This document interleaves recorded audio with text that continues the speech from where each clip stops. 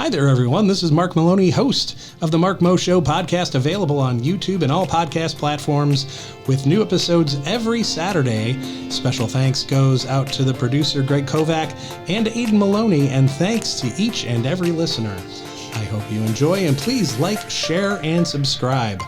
Our newest segment on the Mark Mo Show is Fireside Chats, where I have a casual chat with interesting and informative community members. This week on Fireside Chats is Christy Cleveland. She is a registered nurse from St. Mary's and with Valpo YMCA, and also joining us from the YMCA, Rafaela Petting. Hi, everybody. How are you? Great. Hello. Good. That is good. That's great. I'm very excited to have you guys in here. We've had YMCA on, I believe, 3 times now, so this is pretty exciting stuff. There's always things going on, and being that we have this outreach to the community, it's kind of the perfect vehicle. So I love having you guys in, and we're just going to get started. Christy, why don't you tell me a little bit about yourself and how you got started in healthcare? I would say I was probably like 15 or 16. I've always wanted to be able to help take care of people. I was the one that if there was an animal that was sick, I'm going to take care of that. And I kind of switched. I think I like to talk to people. There's a little more response coming back than the animals. Although I've always had animals in our family, and I enjoy that. So then you get the best of both worlds. Most definitely. So you are based out of St. Mary. Now, this is the St. Mary's in Hobart. Is that correct? Yes. Okay. And how long have you been there? You know what? I've been with them right about 9 years. Mm-hmm. I was with Franciscan, one of our competitors, I guess I'll say. But sure. Great memories. I worked with them for 30 years. So now we're aging myself. Downtown Hammond. So I felt like I kind of grew up there. Cool place to work. Kind of sad that they had to close their doors. It's kind of I think they'd been there for more than 100 years, so that was kind of sad. But this has been a really good switch. It was community healthcare system. Now we are Powers Health, so Look for that out there. But it's been a great switch. The physicians are so responsive when I ask for help doing a program, doing presentations. They're ready to get out there and meet the public and, help in any ways they can. It's been a really good move. A lot of cool people. I'm always meeting new people at the Y, especially now. Yeah. That we have a medical partnership with the Y, so that's kind of cool. I have an office there, so I kind of have an open door policy. People come in with every kind of health question. It might be, my foot hurts. Can you look at my foot? Take off your shoe, your sock. Ooh, okay. Maybe we could go in and see Brian in our physical therapy. Right. Brian. And he's always welcoming and gives good suggestions. He might even offer exercises for them to do that might help them. And if that doesn't work, he said, we can talk to your doctor and maybe talk about getting an order, for some physical therapy exercises and work with them. So it's always a good fit. We have personal training in the Y, so there's that option. If it's something about exercise, if it's cardiac exercise, I usually even walk people around the areas where they can do different kinds of exercise. I talk about safe exercise with using age predicted. If they don't have heart disease, we go with age predicted. Otherwise, they probably have something with their physician. If they've had a stress test, then it's calculated special based on that. Mm-hmm. So it's more individualized. We do a lot of blood pressure screening at the Y. We actually have a Higgy machine, which is right outside my office. So when I'm not there, it's kind of nice because people are still able to get their blood pressure checked. I always try to tell people don't do it more than once a day because mm-hmm. they're going to drive themselves crazy because there's so many things that can affect our blood pressure. But then we also do AFib screening. And that's a way to even catch some kinds of serious arrhythmias. It can put you at risk for having a stroke or a heart attack. Sleep apnea, surprisingly, is one of those things that puts you at a higher risk of going into AFib. Generally, it's more as we're older, probably like 60, 65, when you're going to be at a higher risk for AFib. But it's an irregular heart rhythm. And so teaching people, even knowing what your norm is, if something changes and you feel your pulse, it's really, really fast, I can't count it, that's a bad sign that we need to get some help. If it's irregular, and that's what puts us at risk for throwing a blood clot. So if we throw a blood clot, that's where it depends on where it's going to travel. If it goes to your brain or if it goes to the heart, it depends on if it's going to be a stroke or a heart attack. So the sooner that we can get that documented and get to a cardiologist, that we can convert them. So there's different options that they can do as far as converting them, whether it's medication or if we have to do some kind of a special procedure that we would need to do in the hospital. And we've got some great cardiologists that are always able to take on new patients. So I can even text some of the physicians, which is kind of cool. Say, hey, we've got this going on. This person really needs to be seen pretty fast. This is what their blood pressure is, and that we did the Cardia Mobile, which is the little device that you see on the TV that talks about, do you know what your heart rhythm is? And I think they're less than $100. And you just put your 2 fingers on there and it gives you a regular cardiac rhythm that will go either on your iPad or on your phone. You could send it to your physician, which I'm sure the physicians probably don't want to get everybody's EKG that they're taking all day long. But if you were having some problems, it's nice to be able to share that directly to the physician. And I've actually shared that from my office for people in the Y. And that brings up one of the AFib screenings that we had done. I want to say it was last year. One of the members had been there. And I always do a lot of education with each person when I'm doing the AFib screening so that they understand what their pulse feels like, what it's doing, that it's regular. So that they recognize that something has changed, that's when we need to notify somebody or get help.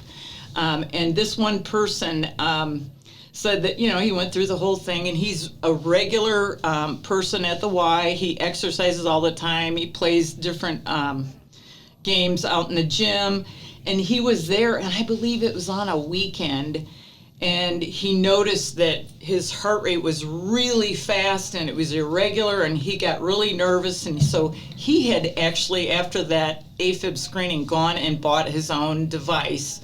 So he went home and checked it, and it said, I think you're in AFib. So he went ahead and went to the hospital, and actually he was in AFib, and they cardioverted him, and he's been in normal sinus rhythm on medication, and he feels like he's had his life saved. That, if he wouldn't have known about that, he didn't know what was going to happen. Sure. Because your heart rate can go 130s, 140, very irregular, and of course, depending on if you have a stroke with it or a heart attack, we don't know how we can, the outcomes with that. So that was kind of cool. We have a lot of people that come through different reasons. We kind of have our own emergency setup at the Y, which is kind of neat. When I started there, I don't know if I should tell you what it's called, because then everybody in the building knows. We can use that. George Williams. So we know that everybody goes immediately to where it's at. And we have some different points in the building where they have like an alarm system, so it's really cool. And it just does such a good job of getting help to that person as quickly as possible, because everybody runs.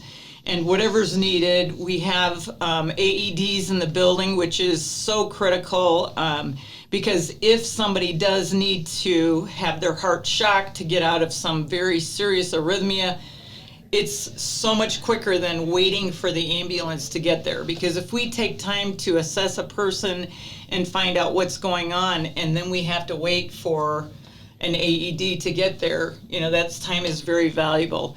Being that this is Heart Month, we talk about time is so valuable, saving that heart muscle. So it's real critical for people just even to learn about risk factors of heart disease. If you know what your risk factors are, then you know, okay, from there, that's those lifestyle changes that I want to start working on so that I can be healthy as I'm aging. So we have a lot of different ages, population in the Y, and so we try to give, education geared towards all those different ages. But of course, the senior people are the ones that are going to have more health issues, of course, than the young ones. So giving that information for them to make those lifestyle changes is really beneficial.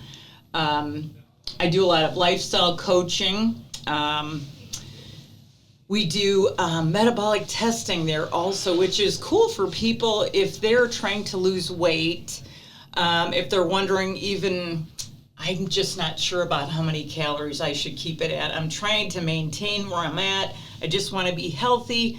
So it's a way that they can tell exactly at rest how many calories am I burning. So it's a respiratory test. So you put your mouth on a mouthpiece and then your nose is clamped off and you're sitting kind of in a reclined position. You want to do it before any exercise that day, before any kind of probably a heavy meal.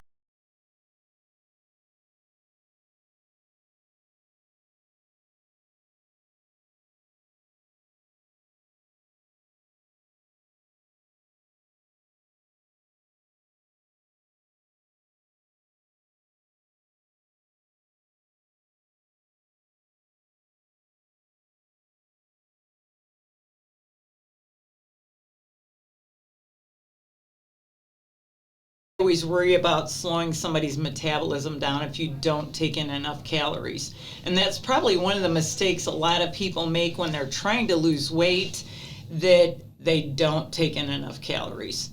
And then I just talked to them a little bit about macros. 3 things, trying to think of nutrition in general. If you break it up to protein, healthy fats, and your carbohydrates. And the carbohydrates, I always say, we got to have complex carbohydrates. The more fiber, the longer that it'll burn for you, so it's a better fuel. So you try to put those 3 things together and then keep it under certain number of calories, and then if you add in the right exercise. So it's trying to get all those pieces put together to make a healthy lifestyle for someone. So I enjoyed going over all of that and helping people try and make those changes. Along with the risk factors of heart disease specific to if people, knowing that it's, again, I'm going to go back to Heart Month, knowing the signs and symptoms of a heart attack is really important. If you've got chest pressure, and I had somebody in my office this morning that said, it was just kind of a feeling I've never had before. It's just kind of heavy. And I've heard people describe it that it was like crushing on their chest. Some people have been very vague, and it was, my jaw was just hurting, and I just wasn't sure, did I need to go to the dentist? I've had patients that they pulled a tooth because I thought, wow, that tooth must have been pretty loose if they pulled it. For sure.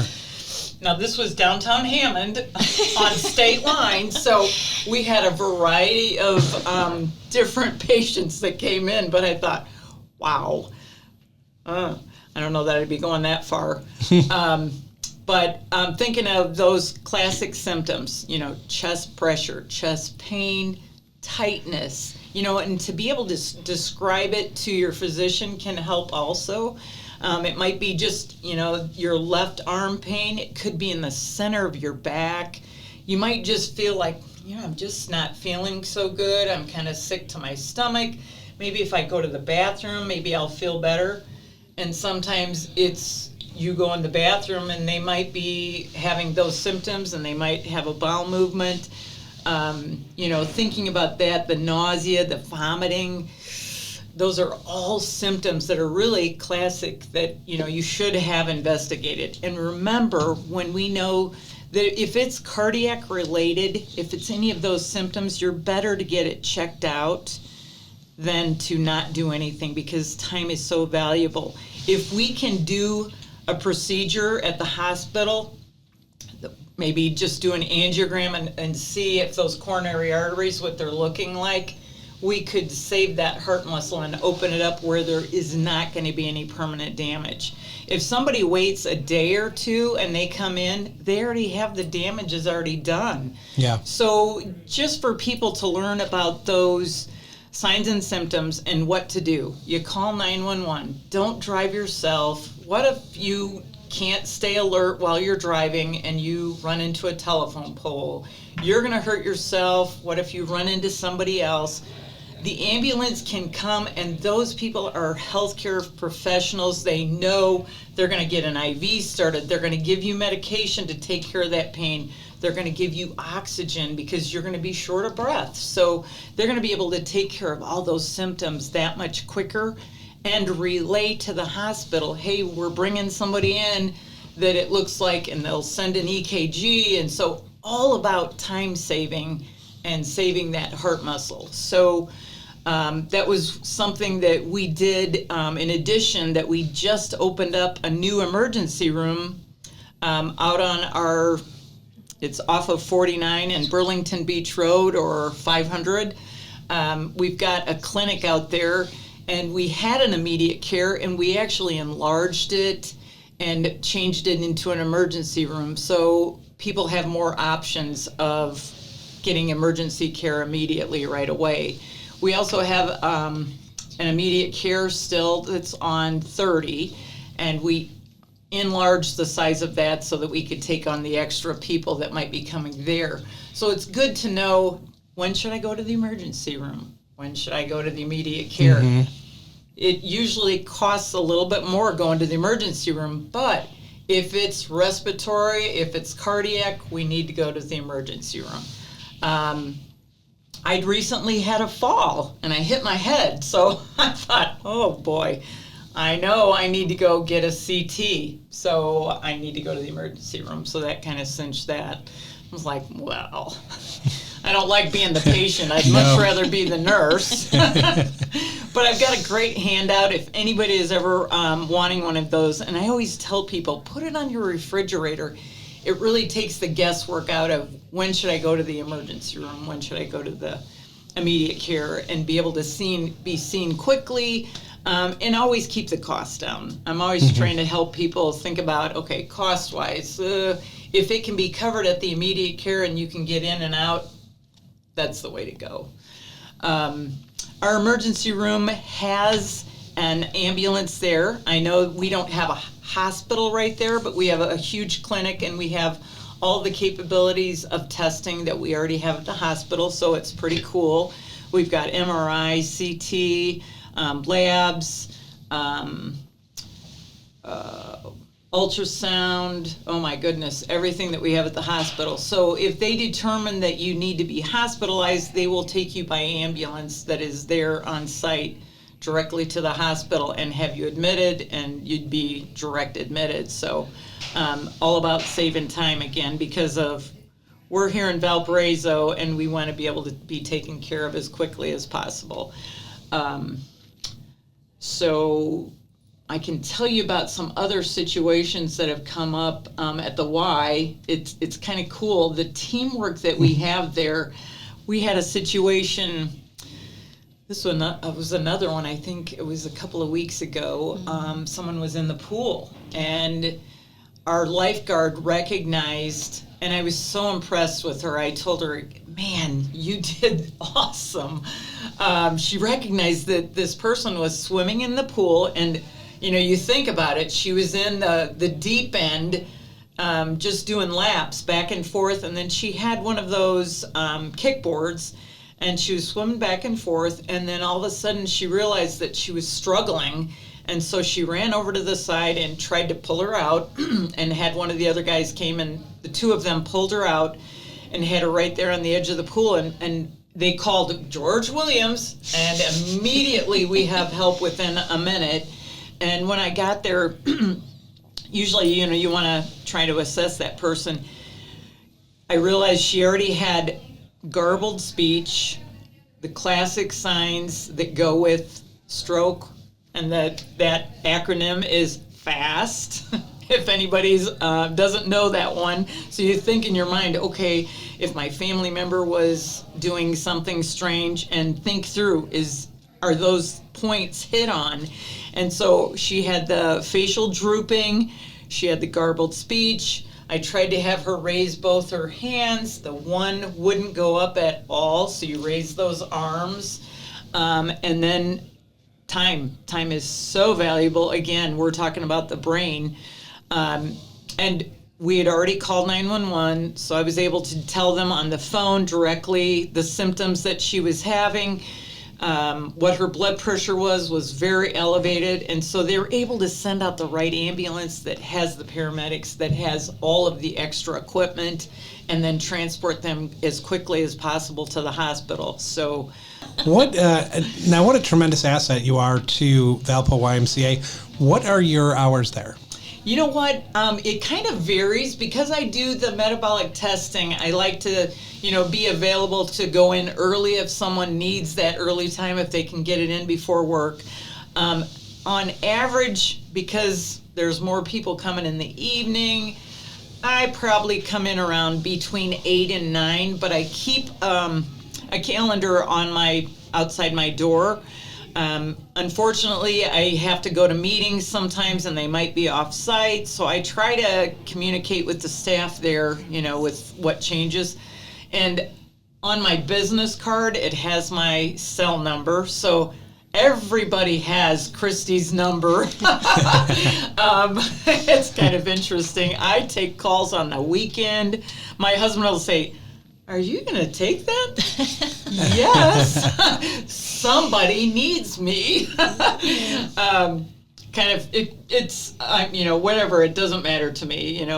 There's some that call pretty regular, and I've gotten to know their names, of course, and then somebody else might call and just say, "Hey, I've got a quick question, could you help me with," or something. I've had people that I help them call their physician immediately because it was something much more urgent. Or I might tell them, where the immediate care is and remind them about that. And of course, our new emergency room, depending on what the symptoms are.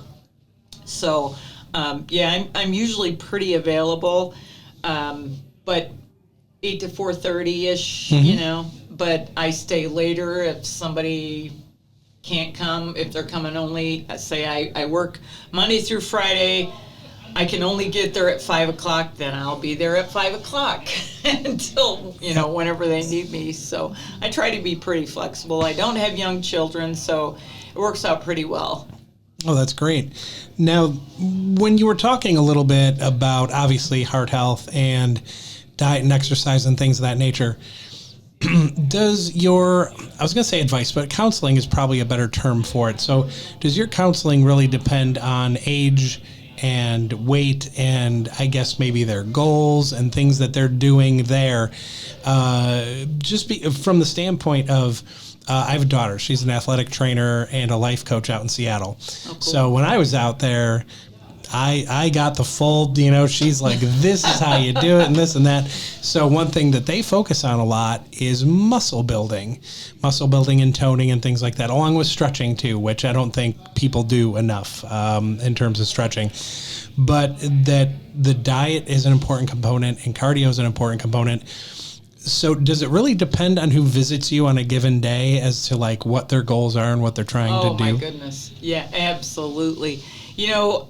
My little risk factor sheet that I've used for many, many years, top 3 are the ones that we can't do anything about. Age is the one. Sure, yeah. Of course, as we age, our risks are going to increase. Then you add in family history. Well, you can't do anything about that, mom and dad, grandma and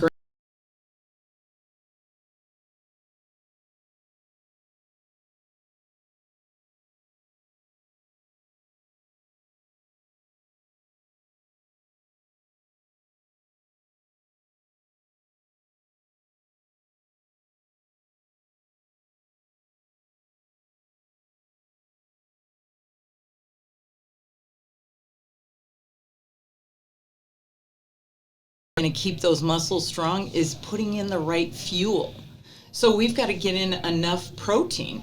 And there's actually, and I don't know if this was with the CDC, but they said that our aging population, they've done the different research that they don't metabolize that protein as well. So they want them to take in 1.2 grams per kilogram of weight. So then you've got to help them calculate their weight into kilograms, because I do that in the classes all the time. So it's making sure they're getting in enough protein. A lot of elderly people, I think, maybe they've lost a spouse, they live by themselves. I don't feel like cooking. Oh, I'm just going to have a snack.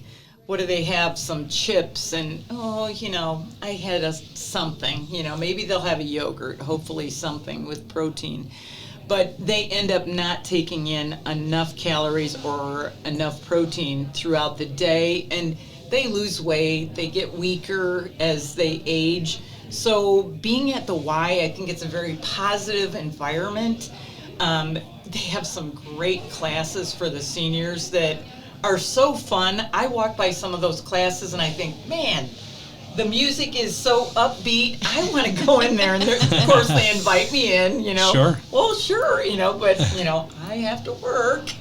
There might be somebody else that needs me. So, but no, it's very positive for the people, whether you're a single person or just you and your husband now, and sometimes people get a little bit down just because, okay, I'm 90, how much longer am I going to be around? But there's so much good that you can do for other people, younger people, hearing about your stories, and, they've got the new gathering area out there, so I've seen a lot of the folks sitting out there and, being able to interact with others, and the younger people are coming.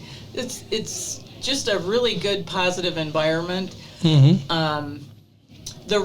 I would say regular adults, and before we become seniors, we need to make sure that we're getting in enough protein. And, the recommended, I think, from the American Dietetic Association is 0.8 grams per kilogram. So, there is a little bit of a difference in keeping our muscles strong. So getting a balance with a little bit of cardio, a little bit of weight training, they have everything there at the Y. And, sure. People that can help them get set up, it's kind of nice that they can learn basic equipment and keep it simple. Because I've taken them around to, even if you could just use a recumbent bike.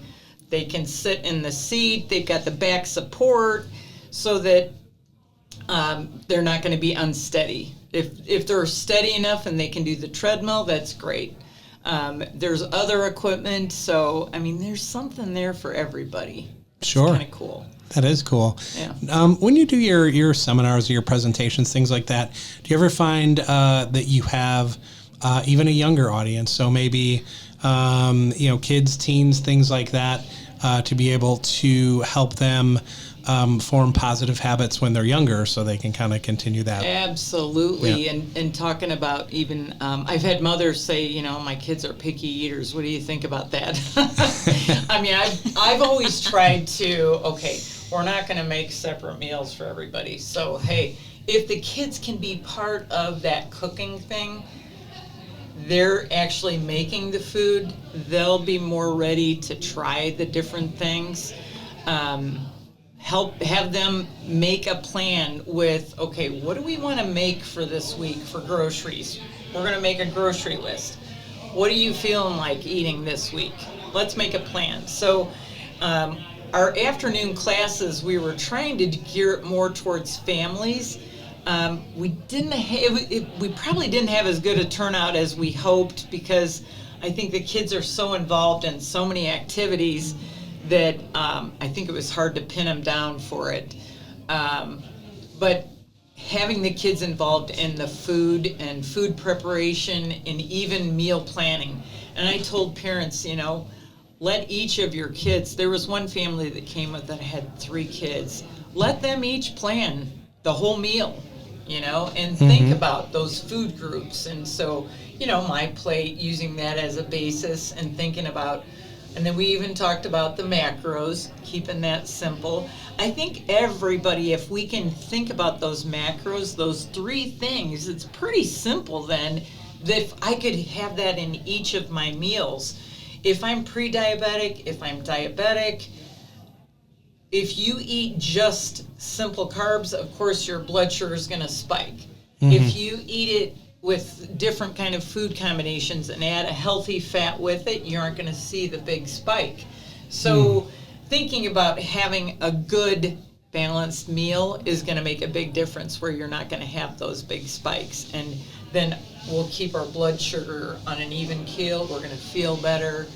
Everything's going to work better inside too, you know. Yeah, that definitely makes sense. When I was on the website and looking at your page a little bit, there was an acronym, and I don't believe we covered it yet. DASH, D-A-S-H? Oh. Yes, that one is dietary. I always have to, and this is why they call it DASH, because who would call a dietary approach to stop hypertension? So it's like, really? And it's actually been around for a long time, but they've made some modifications. So it's 1,500 milligrams or less, and they want you to increase how many fruits and vegetables that you add into that diet. The top diet that's been chosen overall for everyone for long-term health, for controlling blood pressure, for even helping with controlling your blood sugars, so diabetes, overall health, cholesterol, is the Mediterranean diet. So they kind of combine the Mediterranean diet and then they look at the DASH diet. And those were kind of the top 2. And so with the Mediterranean diet, they want you to eat some kind of a fatty fish at least 2 days a week. And then increasing fruits and vegetables. Cooking with olive oil, avocado oil, adding in nuts and seeds, that kind of thing. So you're getting those. And then that diet is really easy to look at and think about the macros. So putting those pieces together is kind of fun and making it work. And then, it was probably about a year ago, I had read a study that was put out by Rush. And they were looking at, for the elderly population, what would be the healthiest diet. And they came up with the name Mind Diet. So we're trying to keep the brain healthy, and as we're aging, that we're not as forgetful and, long term. So it's really kind of in a nutshell, it's the combination of the DASH diet with the Mediterranean diet. So I've done some talks on that, and it was very interesting.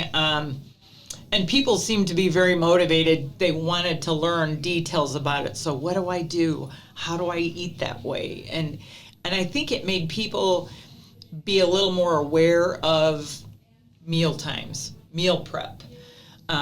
If you do planning, you'll do so much better. Meal prepping, you could do it on the weekend, and you could prep 3-4 meals, and then you've got Monday, Tuesday, Wednesday, Thursday covered. Well, Friday night can be pizza night, right? Sure. Oh, yeah. And there's all kinds of healthy ways to have pizza. And especially if you have young kids, oh my gosh, they get to make their own. You could have all your toppings set out. They get to make whatever kind they want, have the different crusts, or maybe they're old enough that they could even make their crusts themselves. We try to get away from using the packaged goods, packaged foods, because of course they're going to be a lot more preservatives. And of course they're coming out with more things like red dye. Now they've finally realized, it is bad. So I'm kind of glad that was, but I think it's not going to be technically taken out of the foods until next year or something. Okay. Yeah, it was kind of like, wow. But at least we are aware so that we can make those changes. But again, it's all about reading your labels, thinking about, what's in the food, what ingredients. If you've got a list of ingredients that's this long, it's probably not great. Pretty packaged up and probably not going to be the best choice. Teaching kids how to do food prep and getting them a cookbook with simple ingredients so that they learn. I think about like kids that go away to college. I'd love to have classes that's geared towards, okay, I'm getting ready to go to college. Mom and Dad aren't going to be there. I got to go to the cafeteria and I got to get food, but I don't want to have that 15-pound gain that, they always talk about. Or 20. Or, yeah. The freshman 15 or 20. Yeah, unfortunately. That's right. I think that's what happened to a lot of us during COVID, too. You sit at home and, we didn't go anywhere, right? That's right. So, of course, if you're sitting in your dorm room, and then that's when they first learn about going to parties and so there's a lot of things that change from what it was at home. So thinking about making the best choice of what's available and maybe having some healthy snacks in your dorm room versus all the, I wouldn't say garbage, but chips and cheesy poofs and all that stuff. The easy stuff that you can, snacky foods. That, right. Having a little refrigerator with some veggies and, navigating that cafeteria to what healthy options would they have? I'm sure they have some healthy options there. I'm sure they are. Oh, I'm sure. So to kind of close it out, if I'm at the Y and I want to see you, is it through appointment or can I stop down to your office? How does it work? You know what? I have people that drop by all the time. If I have time available, I don't have any meetings scheduled or there isn't somebody waiting for something, they drop in all the time. If somebody's coming from home and they want to make sure that I'm available, then give me a call. You can send me an email. You could text me. And we can set up a time of whatever's convenient for that person. Oh, fantastic. Well, that's really great.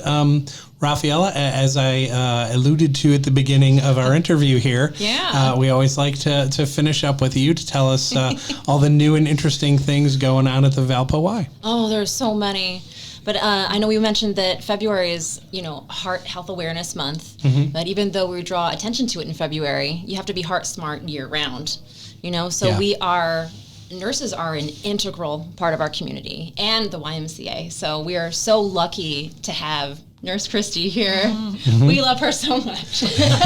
She's definitely, it's one of the amazing benefits that we have as a member of the YMCA. As we were saying, if you have any questions, she's an open door policy. If it's something you've been afraid to ask your doctor or you didn't want to make an appointment or, just anything. She's very easy to talk to. And like I said, an incredible resource for the Y and for our community. So we really appreciate her. And as part of showing our appreciation for our nurses, some of the hardest working people that we have out here. The YMCA is offering a 10% discount off memberships for all nurses who live and work inside the Valparaiso community. Oh, that's fantastic. Just call our front desk or come down and see us. And even if you want a tour of our new facility, we're happy to give you a tour. Yeah. Well, you guys were closed, making some updates and things like that. I believe you have some sort of new cafe or something in there as well. We do, and actually when you were talking about figuring out what to do in your dorm, that reminded me of the story that Gabe was telling me. So we have the Bright Love Cafe in our facility, and he was talking about how him and his roommate, that's how they came up. They were making their own coffee in the dorm. And everyone kept smelling it. Have you heard the story too? Yes. There you go. Yeah. So come by the YMCA, get a tour if you haven't been a member before, get a membership, preferably. We've got so much going on. And stop by and see Nurse Christy, get a coffee from Gabe. From Bright Love. Absolutely. Yeah. Well, it's always great having you guys here. Nurse Christy, thank you so much for visiting us today. Some really fantastic information.